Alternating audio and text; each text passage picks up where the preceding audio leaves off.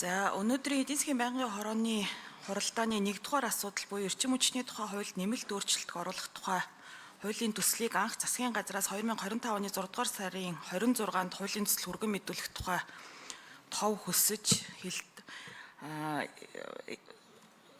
процесс эхэлсэн байгаа. За тэгээд 7-р сарын 2-ны эдийн засгийн байнгын хорооны хурлаар ардчилсан намын бүлгээс бас завсарлага авсан.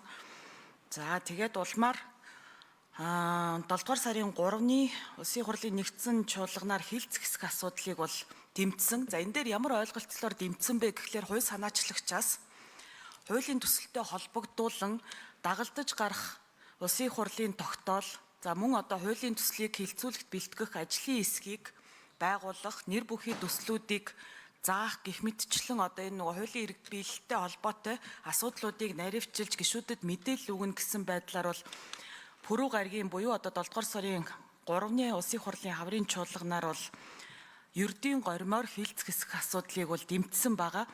Харамсалтай нь бол хувь санаачлагчаас бол энэ одоо саяны хэлсэн амлалтуудаа хүрээгүй дагалдаж гарах тогтоолууд энэ төр бол байхгүй байгаа. Ажлын хэсэг бол байгуулагдаагүй хилцэх хэсэг асуудал дэмжсэнтэй холбоотойгоор.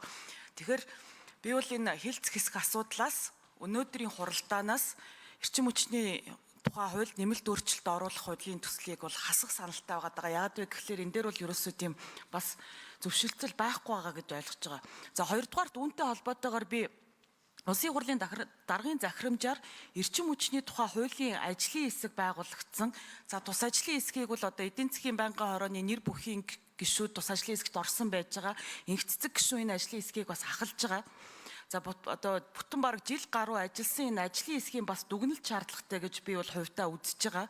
За энэ байнгын хороонд байгаа одоо цэнгүүн гишүүн, инх цэцэг гишүүн, тэргүүтээ одоо нэр бүхий гишүүд бол энэ эрчим хүчний хуулийн ажлын хэсэгт бол ороод ажиллаад бас тодорхой үр дүн гараад явж байгаа гэж харж байгаа. Тэгэхээр энэ одоо эрчим хүчний хуулийн ажлын хэсэг ажиллаад ингээ явж ихад энэ хуулийн бас одоо энэ хуулийн төсөлтэй холбоотой ямар үр дагаврууд гарах уу энэ төр гэдгийг бол ажлын хэсгийн ч гэсэндээ бас дүгнэлт гарах ёстой гэж үзээд байгаамаа.